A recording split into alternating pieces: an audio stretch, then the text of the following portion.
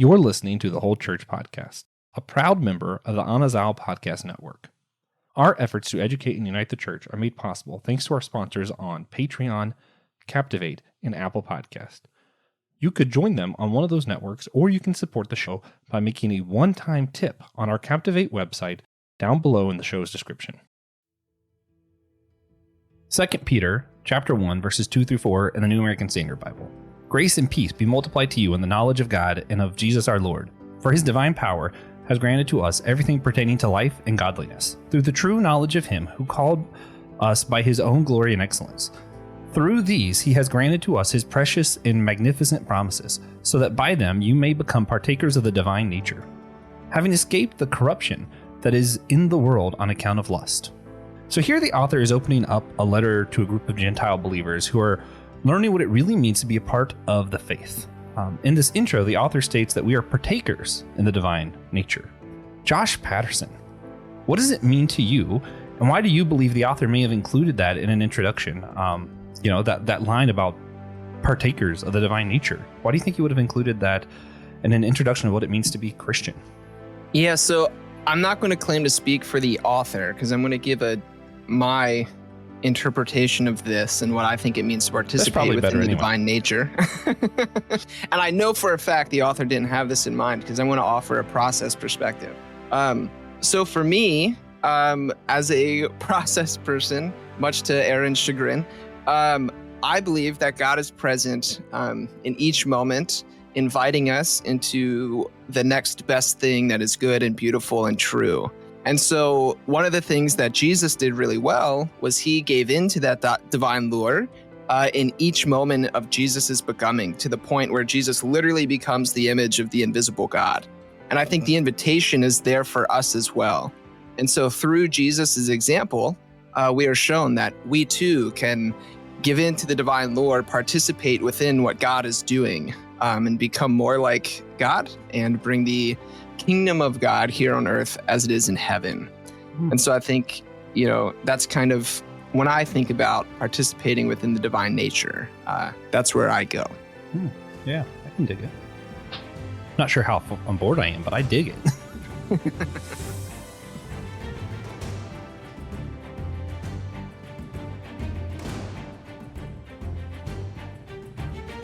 Hey everybody, welcome back to the Whole Church Podcast. If you're on YouTube, you'll notice several faces and you're like, oh, this must be a roundtable. We are back with the roundtable, first roundtable of the new year, and we're rounder than ever. We have several guests. Sometimes we say roundtable and it's just Joe or Joe and Christian. But today, for our first roundtable, we're going to be talking about spirituality kind of in general, and then like contemplative practices. Aaron Simmons is back. You just met him last week. He's back. So your favorite philosopher that talks about Kierkegaard and what it means to live a life worthy of your finitude. And then you're like, wait a minute, who's that process guy at the beginning? Yeah, that's right. Your favorite process podcaster who's not Tripp, if Tripp's listening, and Tripp's not listening, who's even better than Tripp, the one and only Josh Patterson. From Rethinking Faith. And I think the first time you guys have ever met, Reverend Laura Wittman is here. She's going to be one of the hosts over there on Systematic Ecology, helping us with that show. She's also a Methodist. I know she's a minister and it has something to do with college, and she's cool, but I'm blanking on the rest. Help me out real quick. I am currently serving as the chaplain of Lewisburg College and the coordinator of Lighthouse congregations for the North Carolina Conference.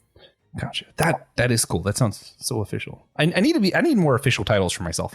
Another official title, my pastor, the one and only pastor of the Holy Trinity Lutheran Church in Chapel Hill, North Carolina, Pastor Will Rose. How's it going?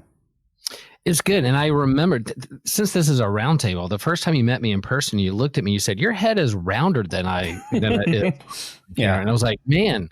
So I'm glad my round head can be a part of this roundtable today. Yeah, this whole series is actually inspired by Will's head. It's the sponsor.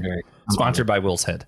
We are also joined by the most frequenter of the roundtable, Pastor Joe Dea. He does the home church. You guys should know him from like a million different podcasts and other things that we talked about on here. But yeah, he's a pastor of a home church, leader of several Christian podcasts, as well as his own network. Did you want to talk about mention what the network is real quick? Because I'm blanking on the name. Yeah, KFM Broadcasting, where we live out our faith through our fandoms, through our theology, and through every part of our lives. Beautiful. And we will link that below with everyone's links. There'll be lots of links today. And Joe actually is the one who inspired today's conversation. So in the last roundtable, we were talking about fruits of the Spirit, and he talked about how maybe it's more than just attributes, and there's something more spiritual there. And yeah, we're gonna use that as a springboard later on for this episode. Yeah. So if you like our show, if this is your first time here, what's up? Thank you. But you should check out the On His Own Ministry Podcast Network. Much like Joe, we do have our own network that we partner with and run to, just kind of get a bunch of people out there, listen to a bunch of stuff. You can also get in our Discord server. The link to that is in the notes. You can talk to us on there. You can bug us on there. There's a little feature called pinging, and you can just @ everybody, and then everyone on the server has to see what you have to say. So check that out. Don't encourage that. Oh, man. All right. Well, with that, everyone listening knows, and hopefully everyone here knows, I like to start our episodes off with the holy sacrament of silliness. Because you can't be not in unity when you're being as silly as I like to be. And this one's kind of a little bit more straightforward. I tried to make it straightforward for the roundtables. What is the best profession that a turkey could possibly pursue? All right, Josh wants to go first. I'm going to throw this to Josh. So my answer is a phenomenologist, because they are loud. They kind of puff their chest up and squawk around a lot, but they can't fly very far. And so a phenomenologist would be my answer for I like turkey profession. So I guess I get to respond to that. I think a turkey might be a podcaster for exactly the same reasons. All right. Well, I'm going to go ahead and go. I'm thinking that they'd be all right at landscaping, or like pest control. Like they go through your yard, pick out any bugs, keep it nice and on the level. I think they could handle that. Laura has one. We're just going all kinds of order today. It's fine.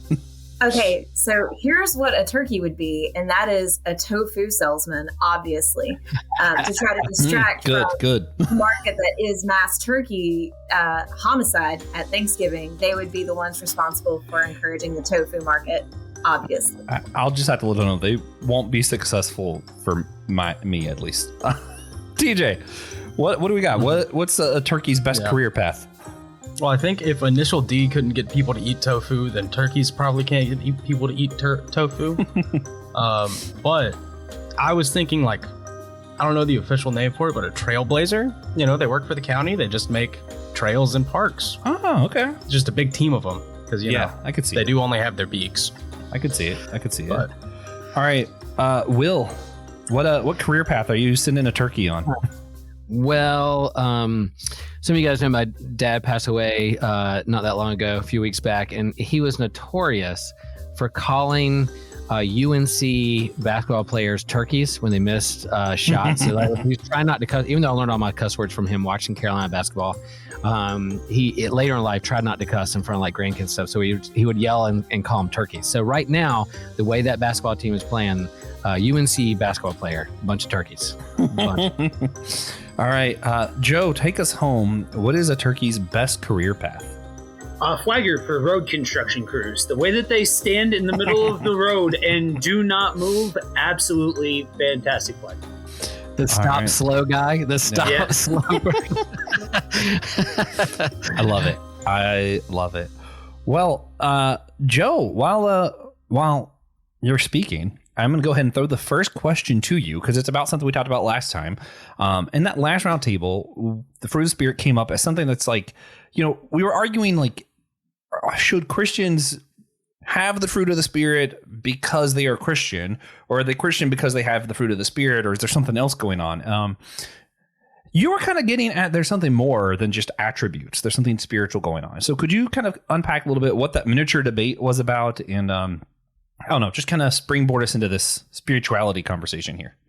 Yeah. So what had happened was you had posed that that they're just basically personality traits of folks that would be Christian.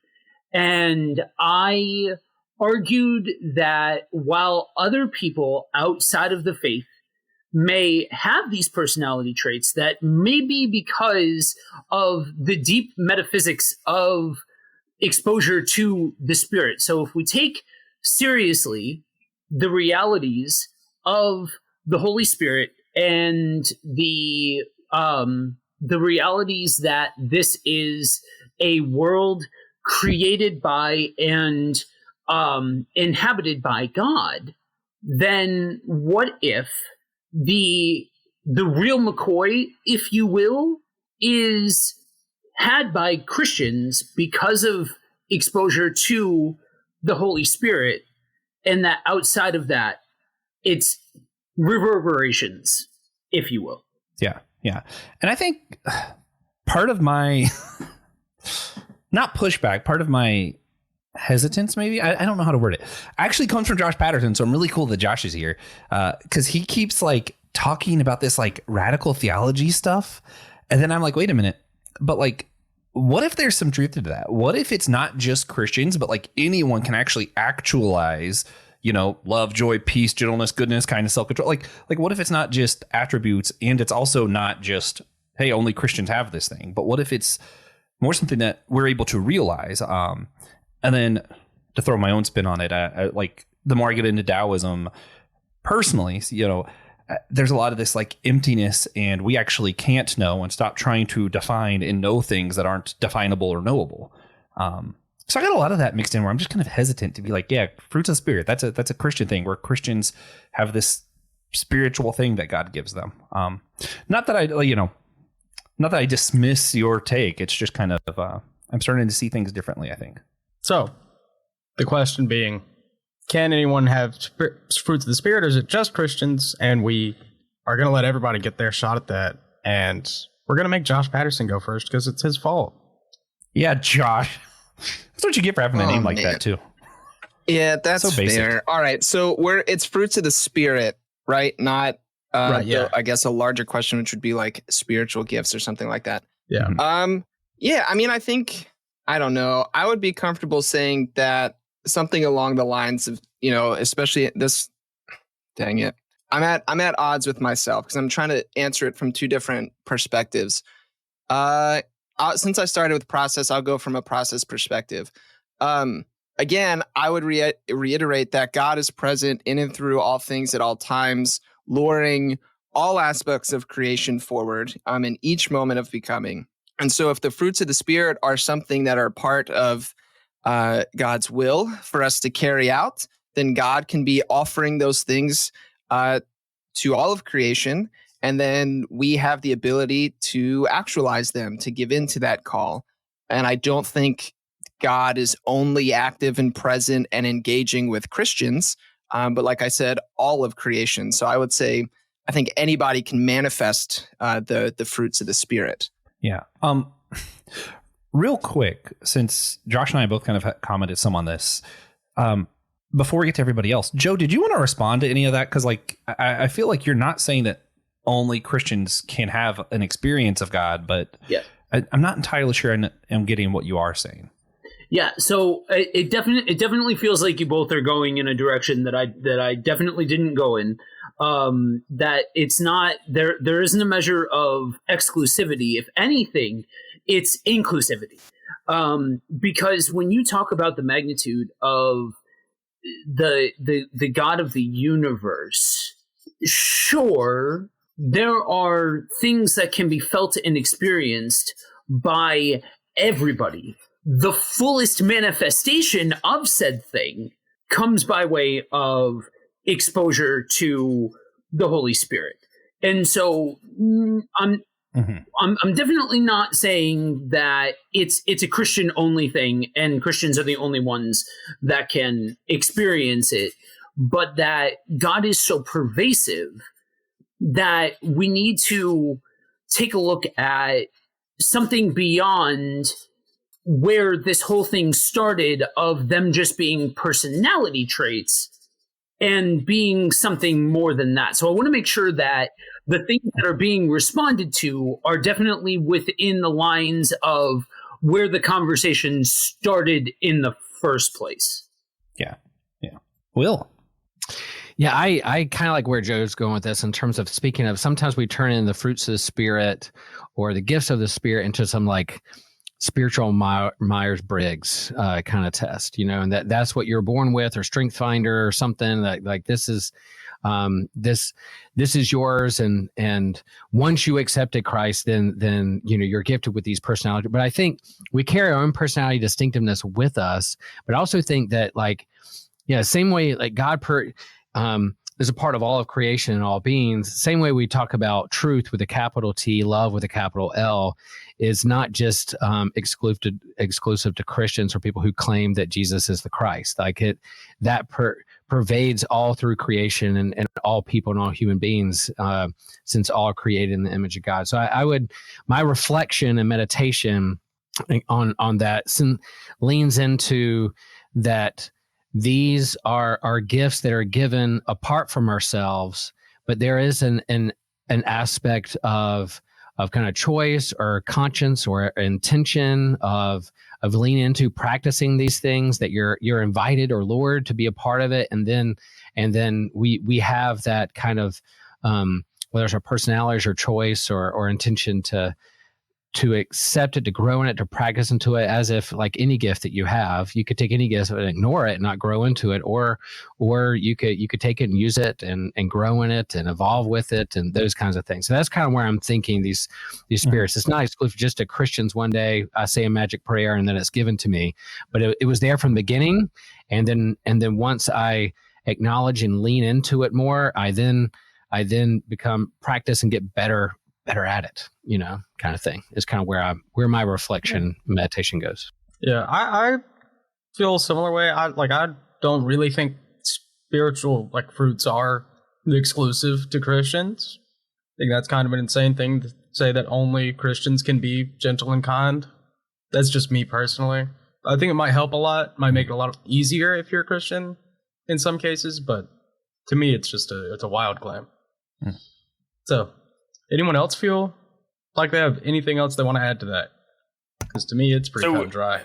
Go ahead, Aaron. As a philosopher, which for the listeners, if you haven't heard the interview that I did with them, I am not a theologian. And so the kinds of responses I'm going to give are going to try my best to defer to the theologians about deep theology and say there's some philosophical overlays that may be productive. So I'm a postmodern philosopher, but I am also a Pentecostal Christian, or doing the best I can to be one. And so that tension for me is definitely one that leads me to a radical inclusivity. I'm a hopeful universalist when it comes to the mode in which God might interact with the world. But the earlier sort of jovial ribbing between Josh and I is because we are both relationally inclined theists, but I'm an open theist as opposed to a process theist. And one of the distinctions that I take so seriously about that difference is I am still absolutely a robust personalist when it comes to the divine.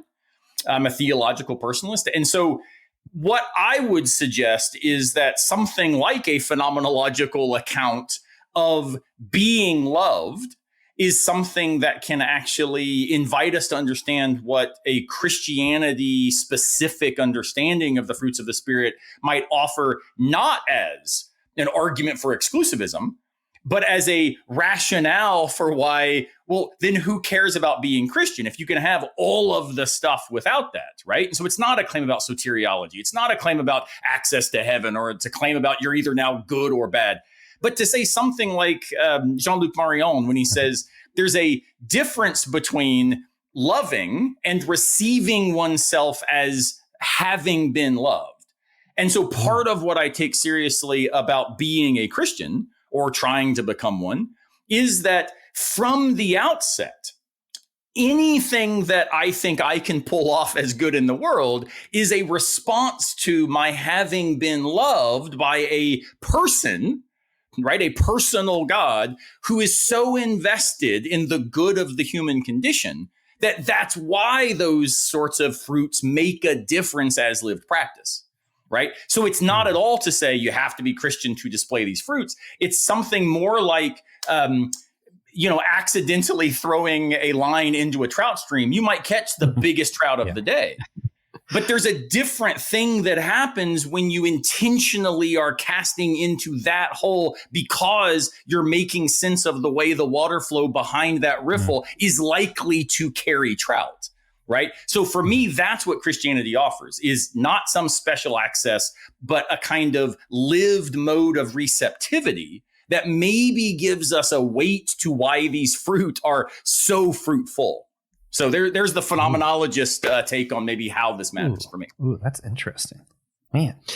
Real quick, just like in terms of like Dr. Simmons talking about, I love how he's using a fishing reference because, camping, fishing. I love that. I'd like to go camping with Kierkegaard myself. Yeah, there you go.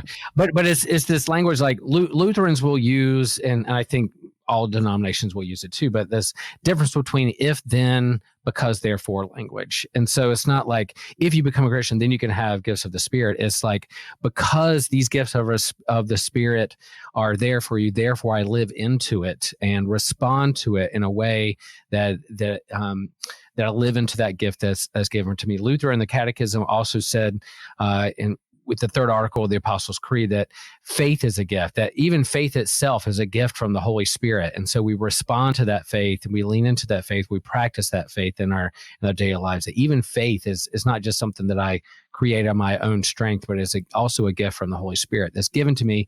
And because it's given to me, therefore I respond to it and lean into it and grow into it. So I just had to get that in as the Lutheran on this roundtable. And it's important to just distinctiveness, right, is what I want to maintain, right? Because I once had a student who asked me, so she wasn't religious at all, and she got really, really mad and disappointed in me when I said, I think there is a degree to which my Christianity does open a different relationship to the idea of love. And if it didn't do that, then I'm not sure what it is we're doing by trying to take seriously on podcasts and in communities. Why then keep talking about all the God stuff, right? If there's nothing distinctive, what's the point? But distinctive doesn't mean superior. It doesn't even mean better. It just simply means there's a reflective dynamic here that maybe has something to recommend it, right? And that's a risky gesture. So distinctive doesn't mean superior. And I think that's something that in broader evangelical Christianity, distinctive almost always indicates a superiority that then functions within an exclusivism. And that's the thing I think that we should oppose as Christians. Yeah, as somebody who sits on a weird line of, in some ways, for those of you who don't know me and haven't heard me speak, there are some things that you're going to hear me say where you're going to be like, yo, that dude is probably the most theologically conservative person out of the group. And then there's going to be other times where you're going to hear me say something where like, oh, that dude likes to color outside the lines. I'm not ever you're not gonna hear me say that I am a universalist. That is not a title that I would claim for myself. But I certainly believe that modern evangelicalism has missed the point when talking about the grand nature and scope of the God of the universe. That there is this dichotomy that we and Dr. Simmons mentioned it, where there's almost like this implied superiority that's spoken behind the scenes of, oh, as Christians we get the good stuff, we get the top shelf stuff, whereas the heathens of the world, they can go hang out in the clearance aisles. You know what I mean? They get the bottom shelf stuff. Like, it's not that. But there is a measure of reflective nature to the person who is living out of relationship. And that's a weird thing, because I think as children, that idea of living in relationship with Jesus is presented from authoritarian perspective. And we're trained in a model that says, oh, I'm going to say this and I'm going to memorize scripture and I'm going to do all of this stuff to appease the authoritative structure in my life.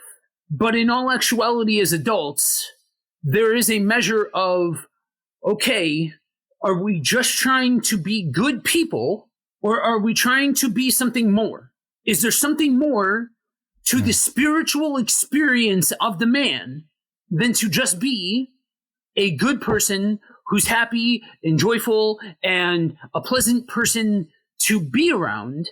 Or is there deeper resonance for the human being that goes beyond just the person who would call themselves a mainline Christian? Yeah. All right. So sometimes it feels like the more spiritual Christians focus on the spiritual gifts instead of the fruits of the Spirit. So does anyone have any idea why that might be? I know for me and Aaron, we're Pentecostal. So that's what we're all. I'm still half. Yeah. Wait till our spin-off podcast. It's going to look exactly like 2.5 Men, but it's going to be called 2.5 Pentecostals. Yeah, 2.5 pence. Yeah. Should debut sometime next year. You know how TV deals go. But why might that be? Who knows? I want to hear ideas. I think I'm United Methodist pastor, so we have a long process of ordination in the Methodist Church. You got to sell a kidney and do all of the life processes that go along with it. But in our process, one of the things we talk about early on in the process of not even just ordination, but license ministry, when you're discerning your call into ministry, we talk about fruits of the Spirit a lot. And in that, we're not talking about those gifts like, can you sing in church on Sunday morning? We're talking about where is the fruitfulness. And one of the things I think that the Methodist Church does well in that, maybe too well sometimes to a fault, but one of the things that they do well is asking, how can you measure the fruit of your ministry and the fruit of what you've actually done in the world around you? And again, this isn't just about being Christian or being a follower of Christ, but where do you see the fruits of what you've put out into the world? And there's lots of different ways we see that measured in different traditions and different religions, even something as simple as karma, like what do you put out into the world, right? And I think sometimes we get so caught up in what our gifts are that we forget that the measure of our gifts is that fruit of the Spirit. Where have you actually seen something happen because of your faithfulness or because of your growth with God? And we had that language about relationship, right? Mm-hmm. Talking about, how do we build relationships with one another? How do we build authentic relationships with God and with the people that we're in community with? That isn't, as you said, appeasing the authorities or trying to, be able to recite the most scripture or do Bible drills or things like that. But how actually, which I still have trauma from as a kid, but I always won. So no trauma here. I never was anywhere near, and I was the preacher's kid. So that made it even worse. But yeah, I mean, how do you actually show that measurement of relationship and of faith and how you grow with God in a way that allows you to produce fruit? That was a long answer, so I'll let someone else talk. I love it. Also, for anyone who's not on YouTube, jump on YouTube long enough to see how cool Laura's backdrop is. It's fantastic. Yeah, that's all. Mm-hmm. JP's background's also pretty cool. Kolzig jersey. True. In a frame. True. That's sick. I'm not paying to get any jerseys framed. Well, Will's got Captain America, so that he gets a bonus. I'm moving, so I have an excuse. Yeah. Mm-hmm. Usually I'd have an Indiana Jones poster back here, but yeah. We can imagine it. Yeah, just pretend you see Harrison Ford every time you see me, actually. Yeah. So I think what happens a lot here is we live in such a sensationalist society. Like someone being exceptionally kind or exceptionally gentle because they're Christian is not going to get anyone's attention. But here's somebody healing the sick, speaking in tongues. That's the kind of thing that grabs attention, gets attention, and that's what most people care about these days. So I think that's one easy answer as to why people are more worried about the gifts than the fruits. But yeah. Well, and that's where I am still a continuationist. I'm still got a lot of my Pentecostal speaking in tongues stuff being real. But that's where I get where some cessationists are coming from of hey, sometimes maybe the stuff is borderline demonic because a lot of people who speak in tongues, the way that they act, I just have a hard time believing God's in that business, you know? And what's funny to me, like what really kills me is like, there's this book called 1 Corinthians that's in the Bible where like literally Paul's like, hey, you know, speaking of tongues isn't all that. And somehow we still make the same fault that's like directly talked about in the book. It's like, it's nothing new, right? Like there's like 1 Corinthians 12 and 13. Like there's a reason he wrote that from the very beginning. Like it's in terms of like hierarchy of gifts of I'm special, you're not, I'm better than you are. Look at me. I have more Instagram followers than whatever, you know, like comparing one another, you know, is part of being human, I think. And so, even from the very beginning, Paul was trying to sort that out with those early churches, trying to figure out these gifts and working together as a team. North Carolina basketball, come on, and others. So, like, anyway, that's what we can do. Yeah. Well, I haven't heard J. Patty speak for a second, so I'm going to throw the next thing to you, Josh. Sorry, guys, I still call him J. Patty. I don't know where that came from. Like at some point I heard someone say that and I'm like, there's too many Joshes. So that's just how his name registers in my brain. Isn't that his Instagram handle? Like, isn't that is like, that is that where that came from? I think it is. It's my IG handle. And I actually was given that nickname in middle school when I was still tall enough to play goaltender in soccer before the goals got bigger and I didn't. Yeah, that's real. That's really annoying. I get that. J. Patty was the nickname that's I was funny. given. I think what's funny is I'm about to throw you a phenomenologist question, but it's fine. Ask Aaron. No, it's good. You got this. No, I wanted to see if anybody wanted to share anything. I'm just going to put Josh on the spot first just to help everybody else think. As far as like just experiences within the church, like I feel like, and Josh actually mentions this in his own podcast, like, it's hard to shake that Christian label, even for some of us who are like not so sure about stuff anymore. Like usually I'm on board, but I have my moments where I'm like, do I want to be called Christian when I see like what some of these people who are calling themselves Christians are doing? And I'm like, I'm not sure. But then some of these experiences I think are what really hold me to it still. And I think we can't talk about spirituality without at least touching on experience. So Josh, again, you're on the spotlight, but so everybody else can think about any other experiences they might want to share.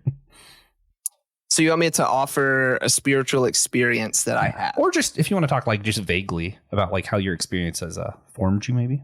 Yeah, sure. So, I mean, I've had, because I could go in two directions. I've had personal spiritual experience that makes me uncomfortable to think about because I don't always feel like I have nice categories for them. Yeah. Like I've had really beautiful transformative experiences doing like imaginative prayer with a spiritual director where I have made big life decisions based off of that prayer experience. I quit a job because one of them, it kind of involved this, a few different spiritual direction sessions. We were doing the kind of imaginative prayer thing. And I was really struggling. This was after I stopped being a pastor. I was really struggling with separating my identity with my from my vocation. So I thought Josh Patterson was pastor. And now that I no longer did that, was I giving God the middle finger? Am I like breaking the rules somehow? And so in my imaginative prayer, my spiritual director would have me place myself at the bar that I was working at, because that's what pastors do when they stop being pastors. They go work in a brewery. So I'd place myself there. And this place was really cool. It had a circular bar. So there was a big circle of people kind of always around me. And she would ask me, okay, where is everybody sitting at the bar? I'd be like, okay, there's some people here. There's a couple here, people up there. She's like, now, where is Jesus at this bar? And for some reason, Jesus was always at the end of the circle because, the circle had to open up so you could get into it. And so Jesus was always at the end, but he was always the one sending drinks to different people. And, always like waving and acknowledging me while I was there. And that was really helpful to kind of get this sense of peace that Jesus was okay with my current career choice. And then one day I was doing this prayer and Jesus was no longer at the bar. And I was like looking around, I was like, what the heck? Where's Jesus? And he was standing in the entryway to the brewery. And there were two people standing in front of him. And Jesus was kind of like beckoning myself to him. And it was like, okay, it's time for you to go. but like you have to forgive these people before he can leave. And so in my imaginative prayer, I forgave these 2 people who caused me significant harm at this brewery. And then I left with Jesus. And then I went downstairs and told my wife that I was quitting my job that day. Oh, man. I don't have categories for this. It was an experience that I remember vividly, like it actually happened. But like, I don't know. Was it real? Was it just my mind playing tricks on me? Does it matter? I don't know. So that's a spiritual experience I had personally. And then I think, anyway. No, I like that. That's, it tracks with me in a lot of ways. You know, growing up Pentecostal, I've had a lot of experiences that I don't quite have words for. And then those who are aware, which I think is pretty much everybody here, probably a lot of the people listening, there was a shooting at my house last year. And one of the things I struggled with is going through, okay, well, maybe I should deal with radical theology and then it'll make me feel better. Because like this whole idea of God predestined this to happen pissed me off too much. So I can't hold on to that. And then I was like, well, God not existing at all and being with us kind of sucks. So I couldn't hold on to that. And then like Tom Ord's thing of like, oh, hey, God's working with us. And I'm like, well, where was God here then? Because like, you know, my dog just isn't good enough to work with God here. Like none of it really satisfied me. And that's where like I've been kind of borderline on this Taoism thing for a while, but then this whole idea of like, hey, stop finding answers, stop defining things. Sometimes we should disregard a lot of this stuff and let things just be. And, you know, it hasn't given me any good answers, but it's calmed my spirit a little bit. And that's what I've been meditating in. So for me right now, my spirituality is probably closer to a Taoist spirituality, even though I grew up Pentecostal and that's probably how I understand stuff most of the time. Right now, that's just more useful for me. So that's where I'm at. Yeah. Speaking of Pentecostal, do either of the Pentecostals want to talk about experience? Because that's kind of high up there on that. So something I'll give is a experience that I had, but it's a experience of challenging our typical conceptions of what experience looks like within charismatic or Pentecostal traditions. Ooh, I like it. So I've told this story on some other podcasts, maybe on Josh's. Highly recommend, by the way, to the listeners, Rethinking Faith. I think Josh is doing some really, really cool stuff that we launched recently. So I was, I don't know, 6, 7, 10 years ago, auditioning to play drums at a very large charismatic Pentecostal church in the city where I live. I had been a professional drummer for a very long time, so auditioning to play drums was kind of no big deal. So I rolled up and went in and played drums, and then they put me in this like hot seat surrounded by all of the musicians. The music director was the wife of the head minister, head pastor. And the first question out of her mouth was, well, Aaron, we know that you take intellect very seriously and that you're a very thoughtful person and you're clearly a good drummer, but we're a little bit concerned because we don't really see the Spirit in you. So can you tell us how it is that God just speaks to you or is active, experiencing God in your daily life, and how God just sort of, again, kind of just quickly pricks you as you're moving through the life? And I say, well, I'm perplexed by your question because it seems to me that the categories you're providing me with to frame the experience of a divine, speed, daily, quickness, visibility, these are categories of capitalism, not Christian theology. And so the conversation only went down from there, I should note. And at one point I responded to them and said, look, when you understand experience, you almost always are talking about the very thing that would make it objective and universal, right? You're talking about gold dust falling from the ceiling that everybody then can see. And the reason you do that is it elevates your church above all the other churches because that's the thing that they see here. And I said, well, when I read the canonic account of a God who loved so much that the human condition was participatory rather than something to escape, it seems to me that Jesus goes where the hurting are, not where the signs are, right? So it seems to me that maybe there's an inverted conception of experience on offer in a lot of charismatic churches, despite still holding theological commitments to the potential veracality of those things, right? I have a phenomenological defense of glossolalia, though I've never spoken in tongues. But it's just so easy to commercialize, commodify, and then deploy experience as some sort of external criterion by which you then elevate your church or your congregation as now the hallmark of what it looks like. And it seems to me that when I was growing up, we kept being told, go into your prayer closet where no one can see. And yet there's an awful lot of pastors running around saying, look at us, and then making T-shirts that say, I heart my church, and not recognizing the idolatry that they then bear upon their own, cotton blend, right? So I think experience has to be inverted in order to understand how is it that experiences transform me, not how can I deploy an account of authoritative experience to try to then dictate how the world should look. Yeah.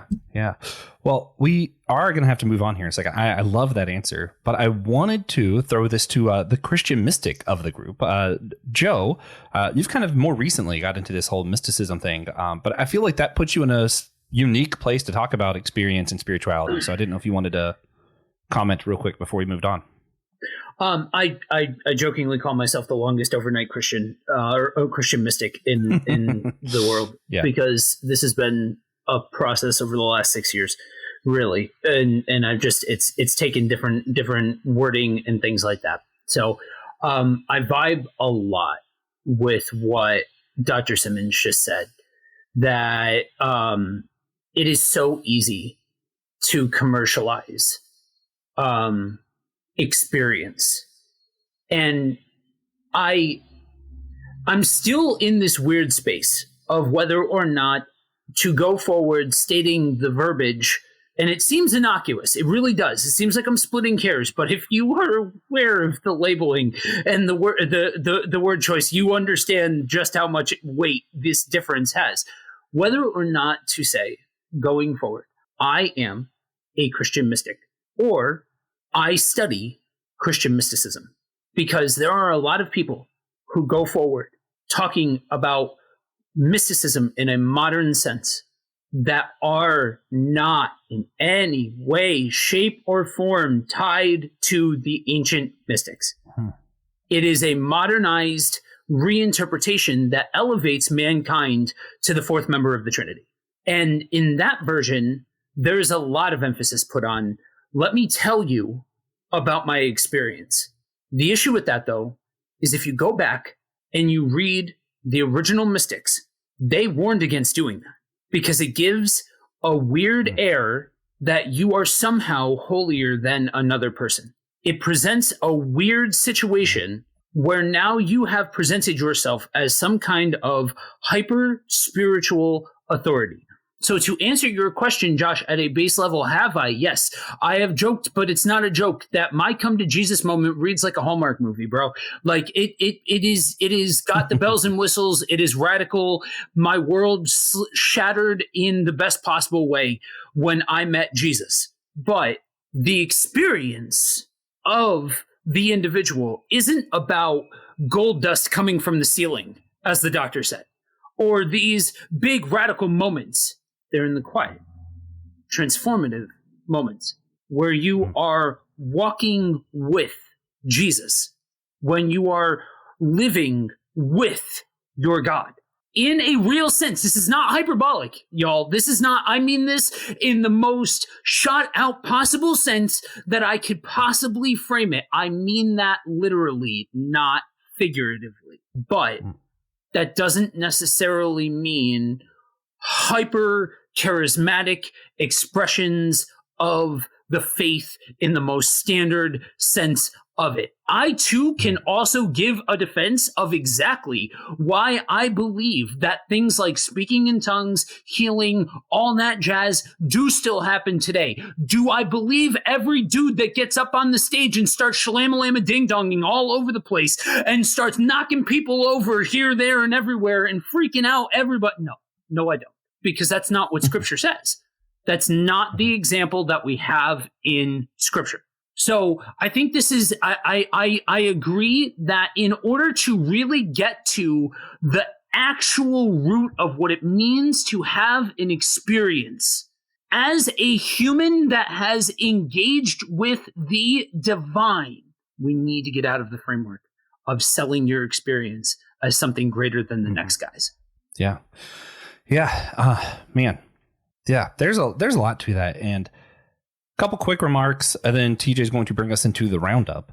But for me, and maybe this will be a good future roundtable conversation, is there is this troubling thing of like, when do we believe this stuff? I still do believe in the glossolalia. I speak in tongues when I'm in my car and I hear certain worship music. I don't have a defense for it, so I'm going to need Aaron to pass that along to me. So I have one, but I just do it. I just allow it to be. And yet at the same time, I have a lot of troublingness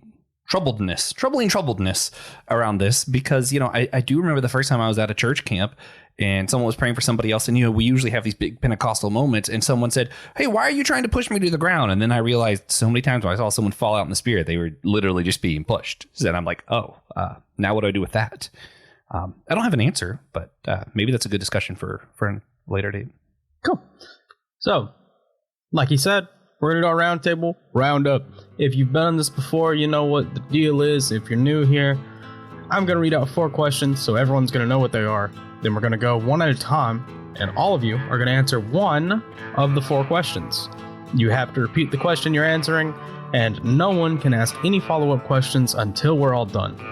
So, we have 4 questions. There are 7 of us. So, we might just get 7 different answers to the same question, but we might get most of them twice. So, Josh and I are also participating, and here are the questions. A is, how would you differentiate spiritual gifts from other kinds of magic or witchcraft? B, what kinds of contemplative spiritual practices do you personally participate in? C, are spiritual gifts something beyond our control, or do we participate in them? And do we need to exercise or build up our gifts? And D, can contemplative practices build up or increase the presence of the fruit of the Spirit in us? So, think about it for a second. I'm going to make Josh go ahead and go. Josh, host, not Jay Patty. So, Josh, which one of our questions are you going to answer today? Man, this is a hard floor. I'm going to go with B. What kinds of contemplative spiritual practices do you personally participate in? And I'm going to do a weird one. I still read the Bible every day, like hardcore every day. I know a lot of like more progressive Christians are like, "Oh, hey, nerd. The Bible, it's still, whatever." And I don't know. I probably don't consider myself progressive, but like, I don't know. I live in this space where a lot of people to my right are like hardcore. Here are these theology books you have to do. And a lot of people to my left are like, here are these practices. And I'm like, I still, even if I don't agree with it, I just enjoy reading the Bible and kind of like sitting with it, having conversations with it. That's me. Cool. I am going to go ahead and go.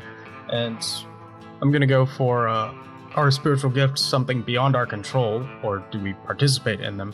And do we need to exercise or build up our gifts?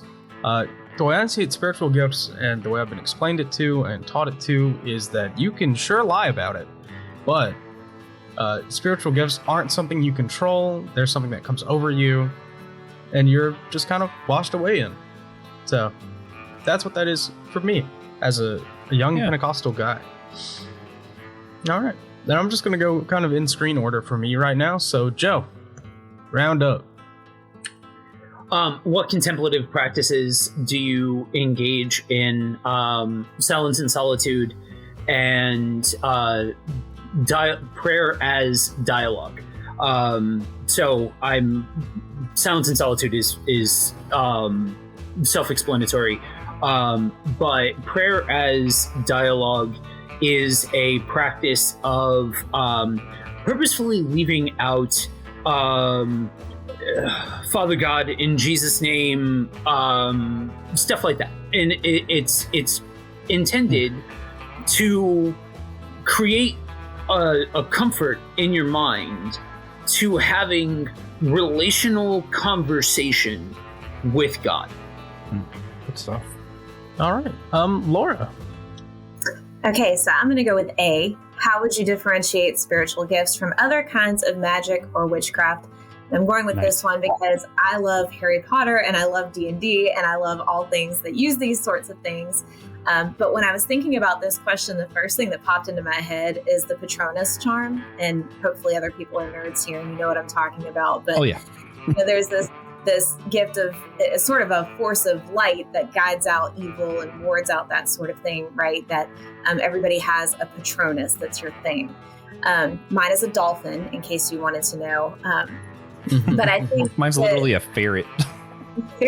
So sad. But when you play like D&D, if you're a healer, you have certain spells. You can't just use your spells willy-nilly. There's a certain order of rest and ways that you have to use your spells that involve dice rolls and things like that. And I think sometimes we want to think about our spiritual gifts as things that we can just use willy-nilly, however we want to. And that's not really how it is if you're using your gifts the proper way. So if your gifts are gifts of God, gifts that are meant to glorify God, gifts that are meant to give back to God, it's not like just using your Patronus to fight the dark in the world, but it's really building your relationship with God in such a way that those gifts glorify the person who gave you those gifts. So that's my response. I like it. All right, Aaron. So, Laura, that was the coolest answer ever. I have no idea what Patronus means, so I appreciate the explanation. I've only watched maybe 2 of the Harry Potter movies because my son at one point liked them. So I'm going to take up number 4. Can contemplative practice build up fruit of the Spirit in us? And my answer here is a simple yes. I think it can, but a recommendation. The single best book on how it can is by a friend of mine, Wendy Farley, who does queer feminist, very process-oriented sorts of Christian theology. Absolutely fantastic woman and an amazing theologian. But she has a book called Beguiled by Beauty. And I use it in my philosophy of religion classes. It's something that resonates deeply with non-religiously identified people who are still trying to seek the kinds of contemplative manifestations of a life well lived. And my favorite example, to be honest, I forget if it's in her book or it's just something she told me personally, but she says sometimes all it takes to will a kind of faithfulness in your life is the contemplative awareness that you might be able to let the song end in the car before you get out to go into the office. Right. So this radical sublimity in the pedestrian, as Kierkegaard would say, or the transcendent in the mundane is what I think contemplative practice can build up in us. And so for everyone, pick up a copy, Beguiled by Beauty by Wendy Farley. It is fantastic. Yeah, I put it on my wish list as you were speaking. All right. We'll put that cup down. It's time to talk, brother. Okay. Yeah, I'm tempted to go like with A about spiritual gifts of magic and witchcraft and talk about the beauty and gift of craft breweries and beer, whether that's witchcraft or spiritual gifts. I think it's both. But I'm gonna lean into spiritual practices because my prayer life tends to be, it's hard for me to sit still. I know it's hard for you guys to imagine, but hard for me to sit still and go, to-do list, sticky notes all over the place. I turn my prayer list or prayer time into like a big to-do list as well for God and myself. But my practice that I really try to do often is just breathing and being still and relaxing my face. Just relax my face and breathe and then let whatever thoughts or images or people's faces or people that are on my heart come to mind in that stillness and breathing. And then I just lift up simple prayers that God knows what they need and to be with them and those things. So Joshua has been a part of that. Everyone on this call has been that, even Aaron, because we've been a part of Theology Beer Camp things. Like you've all come up into those mindfulness of things. So yeah, I mean the secular ideas of mindfulness versus like intentional with contemplative practices, I think there's some overlap. There's a Venn diagram, but I'm on the go and it's hard for me to sit still. So I have to force myself to breathe and be still and relax my face and let whatever comes to mind and lift those names and places and situations to God. That's where I am. All right. J. Patty. All right. I'm going to answer the first one. How would you differentiate spiritual gifts from other kinds of magic or witchcraft? And I'm answering this one because it's the one that makes me the most uncomfortable.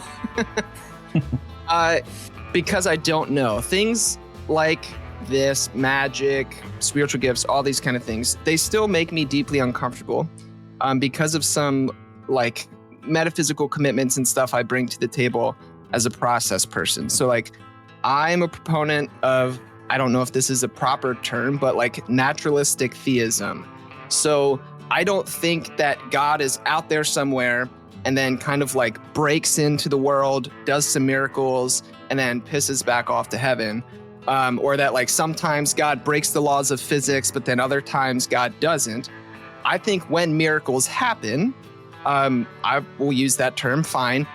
It's because God is already active and present anyway, and creation is participating with the divine. Creation is giving into the divine lore, miracles happen. So it's not this breaking of physics. It's not this, again, God out there swooping in, but it's like baked into how creation works and how God and the world are intertwined.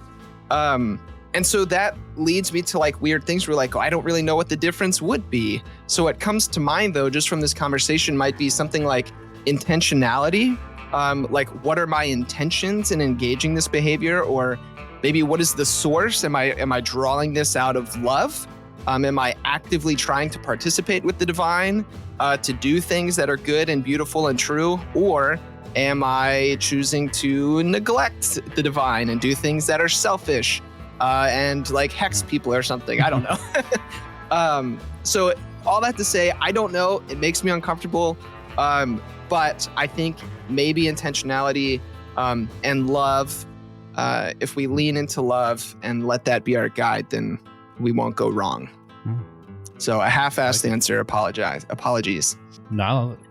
All right. So does anyone have anything to add, or that they just want to respond now that the roundup is complete? Okay, that's just 2, 3. Normally I would have had to like spray Josh with the water bottle by now, but Laura's hand went up first, so we're going to let Laura start. Oh, I just wanted to respond to Josh by saying thank you for reading your Bible. As a person who teaches Old Testament and New Testament at Lewisburg College, I like when people read their Bible, so thanks for that. That's all. Yeah, anytime. Literally all the time. I love it. Literally. Yeah. Yeah, and then Joe's hand went up, I think. Yeah, or was it not Joe? So two things. One, actually, both of them are to the two respective Joshes. First, I actually have a similar response to Laura's. I always appreciate when I hear somebody say that they read their Bible. I think one of the misconceptions that people have when they hear the word mystic in me associated is, oh, I must be gun shy about reading my Bible. No, I too teach Old and New Testament. I actually teach a class. I travel around teaching a class of teaching people the proper execution of how to read their Bible and what the Bible actually is and all of that sort of stuff. So I always appreciate hearing somebody say like, okay, I'm actually engaging with it authentically. To the other Josh, when we do these kinds of things, it is inevitable that I hear somebody say something that makes me cringe more than anything. But but I'm also reminded in moments where I hear somebody be like, look, I don't really have all the best flowery language to give to all of this. I don't have the right framework and all of this thing worked out, but I'm just going to put myself out there in the wind, so to speak, and just put it out there from like what I'm experiencing and what I think and all of that sort of stuff. And so I actually don't think that you had a half-ass answer. I think it's an answer based off of like what I hear you and say. And for the record, I'm not. It was more of a joke setup. It wasn't me saying you were the thing that made me cringe this time. But I whenever I hear somebody trying to be authentic, I don't necessarily care as much whether or not I agree with them, especially in the topic of mysticism. I think there's probably a pretty distinct point where we would shoot off in two very, very different directions as far as this stuff goes. But I still can appreciate somebody trying to reconcile what they believe and why they believe it, even if they're doing so in a framework that I wholly and completely would not agree with. Mm. Can I go, TJ? You're gonna wait for me to call on you on your own show? I mean, it's your show. You're the boss. Mm-hmm. See, right there, co-host for TJ, the boss. I was also going to respond to the other Josh, the better Josh, J. Patty. Man, I loved his answer because I resonate with that. Like, where like, yeah, it makes me really uncomfortable. And then growing up Pentecostal, I feel like it's probably part of why it makes me so uncomfortable sometimes, where I'm like, I've seen this thing, you know, like I mentioned earlier, where it's like, stop trying to push me down. I'm like, yeah, sometimes this happens in ways that I just don't like. For me, though, and I'm going to sound a little bit like my pastor today, Will Rose. When I hear questions like that, even though I wrote the question, so I can tease the question as much as I want, I think it's a bad question. Because like I'm immediately like, well, what do you mean by gifts of the Spirit? And what do you mean by witchcraft? And what do you mean by magic? Right? Like all these things, like these mean so many different things. If you trace like Eastern Christianity, Christian witches were a pretty common thing. Like it wasn't outside the realm, and it wasn't like people who were out there like, I'm going to put an evil hex on someone and I'm worshiping these pagan gods. It was people who like believed that there was some spirituality in the nature and that God was in all things, and they were using like some of the crystals and weird stuff we see kind of commercialized today, but in a more genuine way, in my opinion. And it's one of those like, I don't know if I agree with it, but I wouldn't look at that and be like, that's not Christian and that's somehow different than fruits of the, you know, the gifts of the Spirit, not fruits of the Spirit. So I'm like, I don't know. But then at the same time, you know, when I hear people speak in tongues, well, I speak in tongues, so I don't want to throw it all out, but I also hear people who get in church together and everybody shouting in these weird languages. I'm like, doesn't the Bible say that that's not how it works? Like I'm like Harrison Ford with that's not how the Force works. So like, and then of course there are people who practice in witchcraft and are cursing people and they're doing it with like these pagan gods. It's like, I feel like there's good and bad in all of this. And I wouldn't have a clear answer. I would want to know what you mean by all these things and probably have a much more nuanced question and answer than what was possible the way that I laid it up as the one who wrote the outline. Mm-hmm. So, anyone else? Aaron. So I have two things. One, just because in several of the responses we've said things about Josh, I think you model what it looks like to say, to talk about the divine is to encounter mystery that would rupture any kind of linguistic adequacy, right? Which, of course, for Joe, that's the mystic awareness, is that this kind of apophatic overflow or excess is going to be part of it. However, I want to compliment you. So don't miss this, Josh. It doesn't happen often. In a two-volume set of omnipotence reflections, engaging some Tom Ord stuff, which, as I understand it, the whole church is going to do a roundtable on that coming up, which I think I'm participating in. But Josh's essay in that volume is fantastic. So for a guy who doesn't know how to apparently frame the categories, dude, you do a really, really good job of articulating these views when in print. And so I just want to, recommend 2 volumes on omnipotence. Definitely go read Josh's essay in there. But then secondly, Will, when you kept saying just breathing is a kind of mode of engaging in contemplative practice, it reminds me, of course, in this Hebraic or Talmudic tradition where breath is the only way of adequately pronouncing the name of God. And so Yahweh understood as simply inhalation and exhalation. And so the idea of the name of God being continuously on our lips is taken literally within that tradition.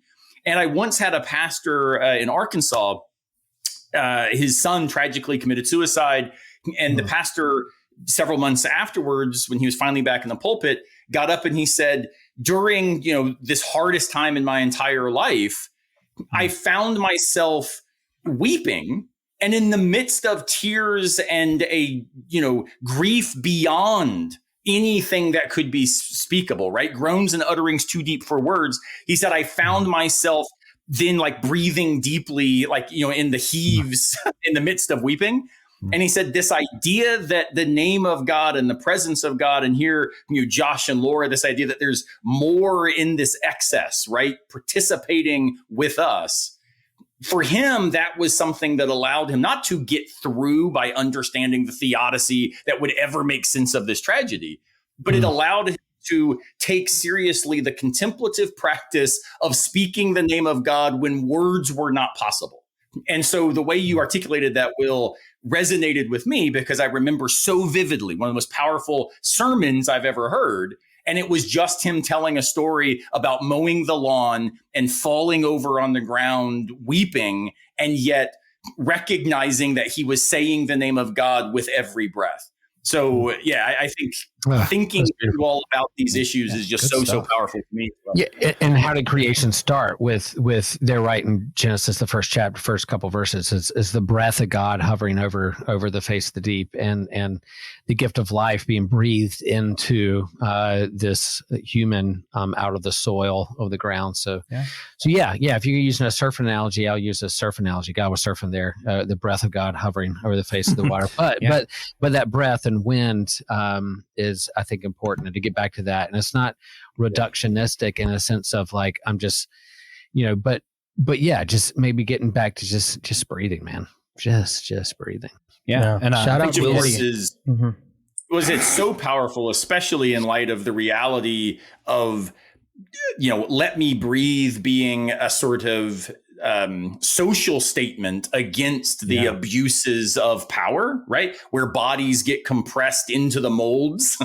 And that injustice is sadly too often also deployed as a mode of Christian community, is that we get together to basically make bodies look a certain way such that breathing becomes impossible unless it looks like the categories, the power structures, the authoritative models by which certain bodies get elevated and others get diminished, right? And so just today, the consent decree that came out in Minnesota was making me think a lot about how policing of bodies, the injustice towards persons of color, is also a mode by which we police what experiences count as religious, what practices count as spiritual, and the way then that who gets to be a Christian is often articulated internal to that authoritative model rather than one that is breathing with us, right? Yeah, no, that's good stuff. There's a lot of good there. So couple quick recommendations. I love that, let us breathe. And that immediately makes me want Josh Patterson to go on a radical theology rant, but we don't have time. So he'll do that on his own show soon. Check out Rethinking Faith. Also going to plug, Will's going to be writing a book about God as a surfer. And, this might be a weirder plug because I think they're more Reformed theology. I'm not really sure, but King's Kaleidoscope, they have a song called A Prayer, and he literally wrote it right after his son died. And it is quite possibly one of the most moving songs for me ever. But moving on, I'm going to throw this to Reverend Laura because if I remember correctly, she's about to have to jump off here in a second. So I'm going to start with you here. A lot of our different traditions, we have a lot of different things represented here between Lutheranism and mysticism and radical theology and Pentecostal. We got a lot of people represented here. A lot of traditions criticize one another for either being too spiritual or not spiritual enough. How do we know if we've hit that that mark? Like that's the correct amount of spiritual you should be? I don't think there is a correct amount of spiritual. I think that it's like hot sauce, right? So I love hot sauce and I put a lot of hot sauce on everything. Yeah. But some people can't handle hot sauce and that's okay. That doesn't make them bad hot sauce enthusiasts. It means maybe they like the flavor of hot sauce. They can only have it in small doses.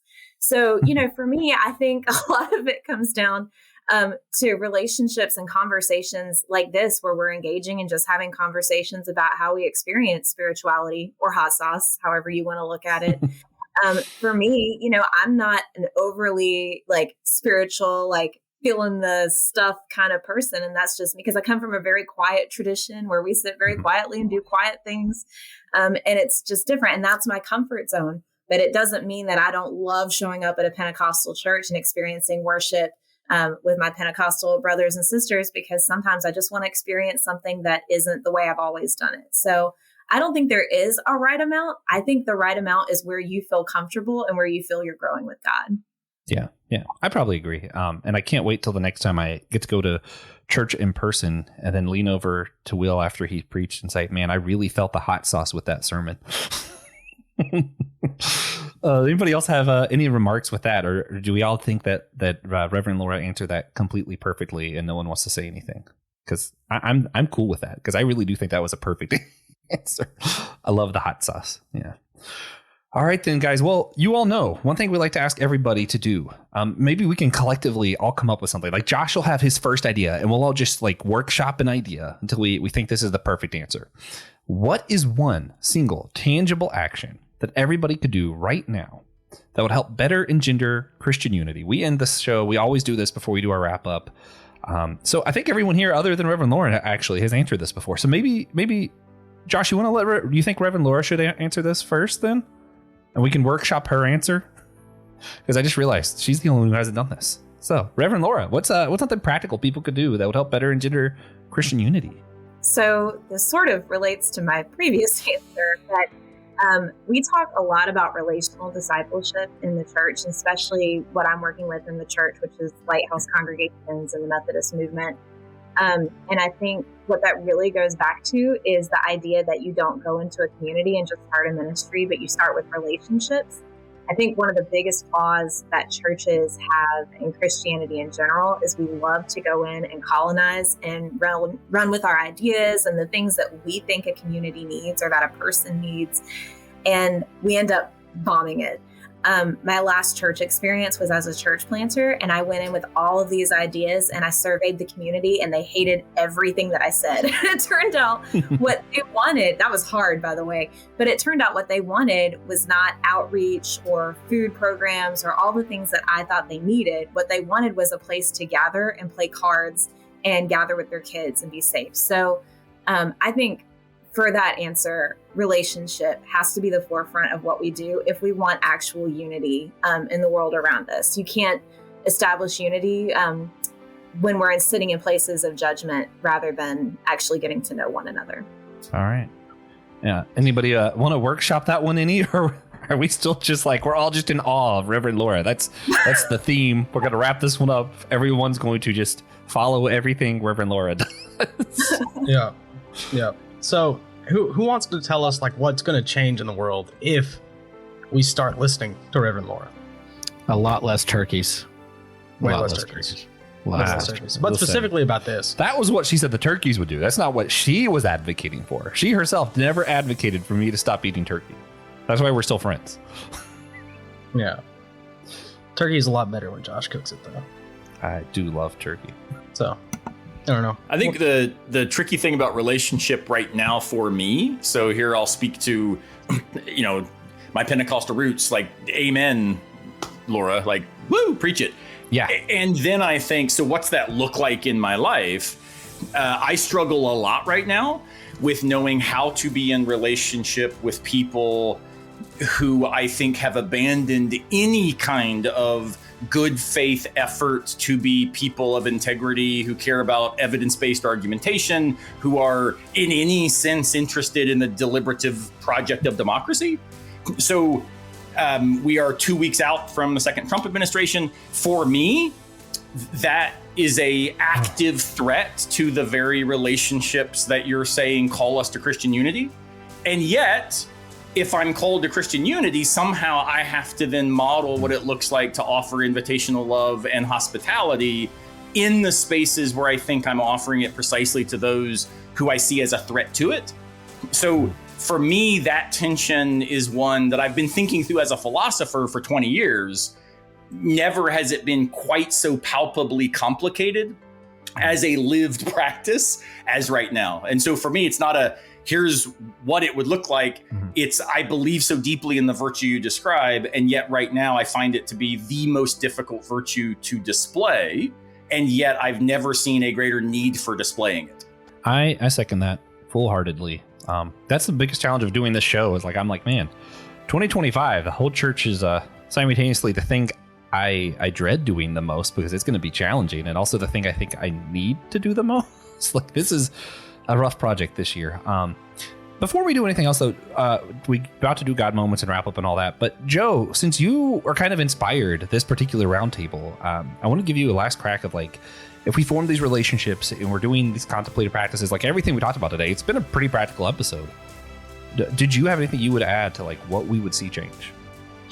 I think we would find it easier to be able to see the shades of gray that make up the entirety of existence. Literally everything about existence is shades of gray. And if we could actually stop and consider where the other person is and leave behind our necessity for complete and total commonality, then you may see the breeding ground for real and authentic relationship with one another. And for any of us, doesn't matter what flavor, doesn't matter what denomination, it doesn't matter what your background is or anything else like that. If you claim the name of Christ, then the thesis statement is neighbor well, love each other well. And that is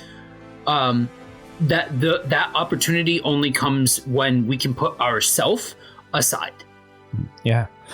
Good stuff. Well, guys, I know a couple of you are about to bounce, so I'm going to throw to Will first for or TJ's going to for the God moment. I need to shut up. Sorry. Yeah, God moment. Before we wrap up, we ask everyone to share a moment where they talk on and recently challenged blessing moment of worship. If you've been here, you know what we're talking about. If you haven't been here, welcome to the God moment. Will, do you have a God moment for us before you leave? Man. Yeah, it's been a month, y'all. It's been a couple months. It's been crazy. Yeah. Family, dad passing away, trying to take care of mom in the midst of Christmas. But man, my God moment is just like, I have a rock star ministry team here at my church, and them like taking the ball and rolling with things. Like, I couldn't be more proud and grateful for that. And so, yeah, we pulled off Christmas and Christmas Eve and in a new year, and nothing's going to get easier, but at least like in terms of the people around me and you guys and all that, I couldn't be more grateful for the team and the people in the community around me. So that's my God moment, man. God in people, God in community. Yeah. And with that, love y'all. Yeah. Love you, Will. Okay. So Laura, do you have a God moment for us before you leave? Yeah. This time a year ago, if you had told me I would be serving as a college chaplain and doing what I'm doing now, I would have been like, whoa, what? Because that was not in my path of things I thought I would be doing. And yet, as much as I miss pastoral ministry in the traditional sense, I absolutely love where I am now, and the people I work with are amazing. And one of the best things about campus ministry is that you are off during Christmas. And in 18 years, I have not been off at Christmas. And that was a wild feeling. My husband is a pastor, so I still did all the church stuff, but I wasn't in charge. I showed up and I sang, and that was great. But I'll say the other thing has just getting to be part of systematic ecology and getting to be part of this. And I get to nerd out all the time, and that is just so good for my heart. So that's my God moment is unexpected changes and finding new community. Great. Well, I can't wait to record about Pokemon with you soon. So we'll be doing that. I'm a fan. Yeah. Thanks for joining. No. Okay. So, Joe, do you have a God moment for us before you leave? Yeah. Christmas was surprisingly non-drama filled, so that's a huge plus. Everything went pretty smoothly on Christmas Day. In a similar vein, except for the opposite with. Yeah, man. I'm gonna have to text you about that because I need to know more. Good thing about having people's numbers. Yep. See you, Joe. Okay, so now that we can get back to a more regularly tempoed God moment, Josh and I do usually go first. So I always make Josh go first, so the rest of us have plenty of time to think. So Josh, Noel, do you have a God moment for us this week? It'd been really funny if you'd been like, so Josh Patterson, go on. I think that would have been entertaining. Personally. Yeah. Man, honestly, for what I was going to say for my God moment, the two people who stuck around the longest are the ones that it's harder for me to say this to. So this is fun. Honestly, Mine, it's challenging, weird. Like, yes, I have the moving and all that, but I'm going to use that for a God moment later this week. So I have to use something else for this episode. I have found myself where like a lot of people who I think are just like super, super, super cool and like the smartest people in the world and all this stuff, Josh Patterson and like Aaron Simmons being amongst them, like legitimately, where I'm like, man, I legitimately remember a time when I was listening to Rethinking Faith going, I wonder if I'll ever get to talk to that guy. And like, hearing Aaron Simmons at the first theology beer camp I attended, I was like, this guy is like, I want to be exactly like him one day. And then like honestly, the thing that got me was like earlier, Aaron Simmons was messaging me on Facebook, which like for me is already like, what? Aaron Simmons? And he used the word dude. And I'm like, I think I'm becoming friends with people who in my mind are like light years cooler and better than me. So it's like, it's exciting and it's humbling. It's also challenging because it's like, I think that's partially because people like them are seeing something in me that maybe I'm not seeing in me. And maybe I should live up to that better. So that's going to be my challenge, blessing, everything combined. Yeah. Yeah. So I will go. My God moment. I feel like I've already said this once, but I'm going to say it again because it means a lot to me because I love my friends. I had a friend come down and spend all of Christmas, right after Christmas, all of New Year's with us, which is a big time. And we finally got back to like cooking in our house. We all just kind of stopped for a while because I only eat once a day. So 5 days a week, I don't have to, I'm not going to cook. I get paid to cook the other 5 days of the week. I'm going to get food. But it's really nice to get back to doing something that I love doing so much without getting paid for it. Which sounds wrong, but I get it. It felt better to just cook because I love to cook. And that meant a lot to me. It felt so good to do. That is a good one. So, Josh Patterson, do you have a God moment for us? Yeah, sure. I just, I'll say continuing to be invited into spaces like this, I count as a God moment because, even though I no longer think a lot of the things that I used to think or whatever, I still long for community and friendship because I'm a human being. And I've sought that out elsewhere, and it becomes very readily apparent that unless you have say the right things or believe the right things, that you're not actually welcome. And so I am grateful for spaces like this where I can come fully as myself. And still be, I don't know, like a part of things, still feel like, you guys don't, maybe think I'm a little bit crazy, but not like all the way crazy or something like that. So just spaces like this where we can have meaningful conversations with a wide variety of people from all over, different walks of life. And we can all kind of feel accepted and welcome and loved. That to me is a manifestation of the divine, if I've ever seen one. Yeah, making me blush. Also, you're not as crazy as me, and that's really that's the only line. It's not a high bar. Yeah, that is the bar, and man, no, I don't even trust Josh to try and clear that bar. So it's like the old was it Calvin and Hobbes, where Calvin gets super, super angry because he gets like a B on a paper and he's furious. And Hobbes like, what's your problem? That's fantastic. And he's like, now my parents will always expect this. So yeah, you set the bar low enough. Yeah, that's what my pastor told me when I started dating. He's like, yeah, just first date McDonald's. Yeah. So I have two thoughts that are God moments, but before I give them, I think it's really interesting over the last, 4 or 5 years now that I've been kind of actively pursuing public philosophy alongside my more traditional academic work.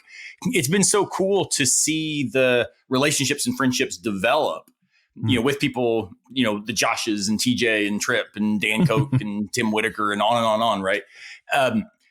It's been so interesting to me because the ways in which we often understand, the voices we hear through our, headphones or see on the screen as people unlike us, And yet one of the really cool things about the kind of broadly Christian, progressive Christian in particular kind of, online space is I really think that it does provide opportunities for relationships. And so, it's humbling and flattering for you and Josh to say anything about me in the sense that like being a friend of mine would be something that should make you feel good. If anything, it's more like my wife saying, "Oh, good, you've got new friends," right? So believe me, the perspective shifts, right? But it is cool to see this community develop, and being a part of it in any sense is quite an honor. My two God moments are two sides of, we might say, the kind of sublime to the ridiculous. So the sublime, my dad, I guess it's been 3 years ago now, got diagnosed with terminal cancer, and they told him that it would probably be a 2-year lifespan. And he just went back today to the oncologist, and for months now, he's been getting just unbelievably good reports. And they're basically saying, look, let's go 3 more months, and we may just take you off of all of the treatments and all of the drugs because you're just doing too well, and all the numbers are below any cancer indicative sorts of thresholds. So that's certainly a God moment. And I want to put an asterisk there. I think because God is relational and personal, we should be invested in gratitude as a mode of living. We should be wary of acting like there is some sort of radical particularity to that circumstance that would then elevate, my dad in some way differently than my two friends who are dealing with terminal cancer, not getting those reports, right? So none of this is meant as a, thank you, God, for uniquely seeing my dad's circumstance and choosing to move.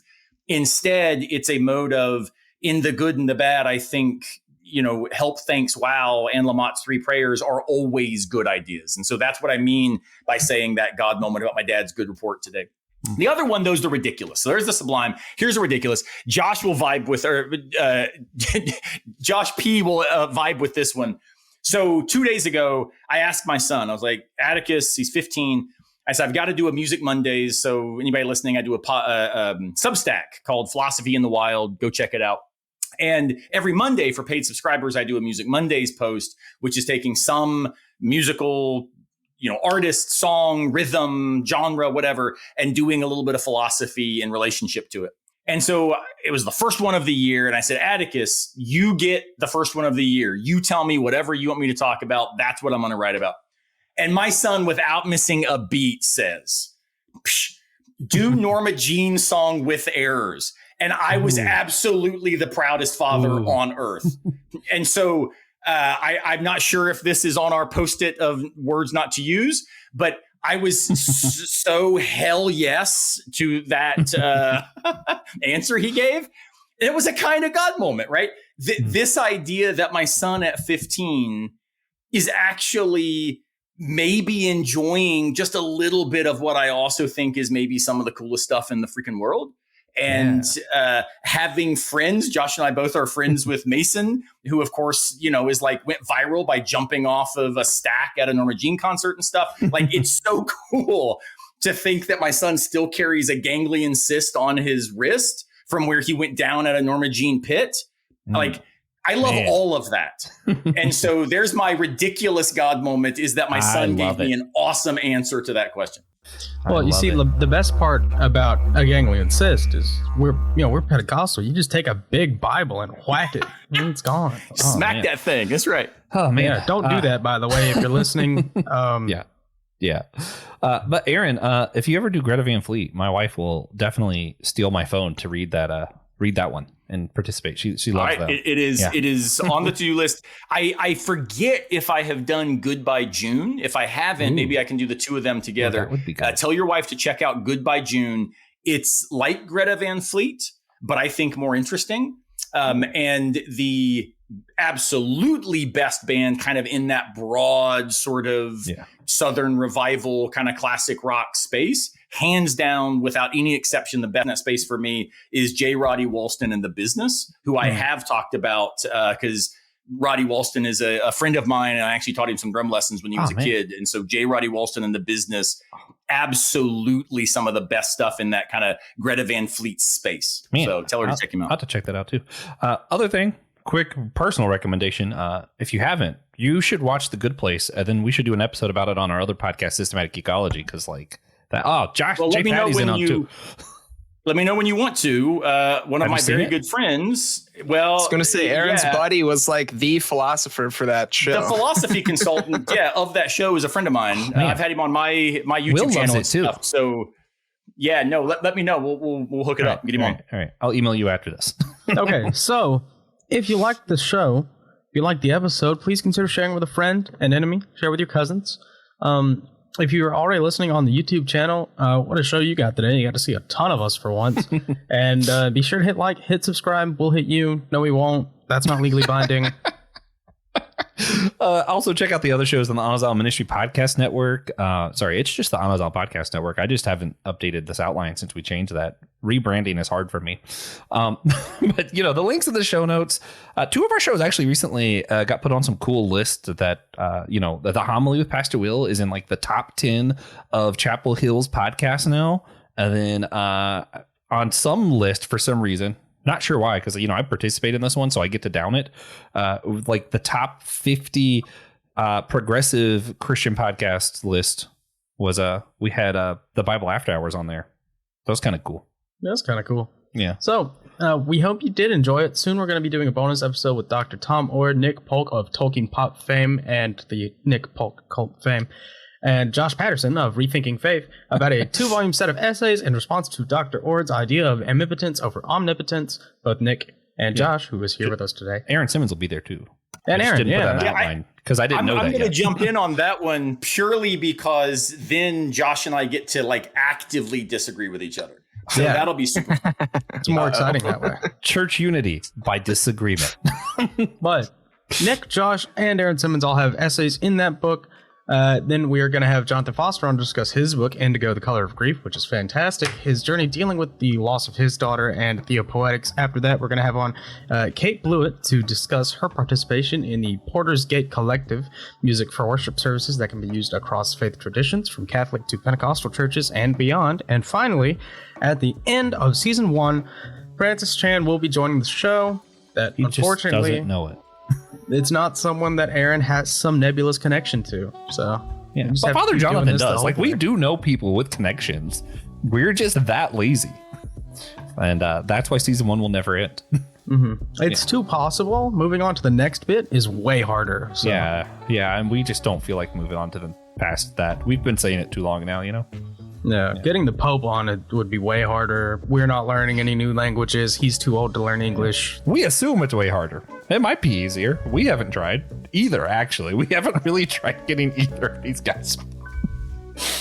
Who knows? I should also just note for anybody on YouTube how jealous I am currently that all 3 of the other people currently on the screen still have non-white facial hair. It just now occurred to me, like, I was looking at Patterson, and it's like perfectly styled and all brown. I look up at Joshua Noel, and it's like this thick black beard, and even TJ's rocking brown mustache. And here I am, especially with the light hitting my ball cap, it like exacerbates the whiteness of my goatee. So I'm feeling super old right this minute. So I appreciate all 3 of you. Well, while we're making remarks on people's appearances, I just got to say, me and Brandon and I definitely talked about how we hate how skinny Josh Patterson is, like just like a couple days ago. I was like, this dude literally just made beer for a living, and he's like, like, man, I drink a beer once a week, and I'm in shape. It's just that like pear shape, and I don't know. It's crazy. I don't know. I keep trying to get Patterson to get on a mountain bike with me, and that has yet to happen. That'd be a blast. Well, I have it's ice hockey, Joshua. That's my secret. Oof. I play ice hockey for me. Yeah. Oh, it's a lot. Rock star. Oh.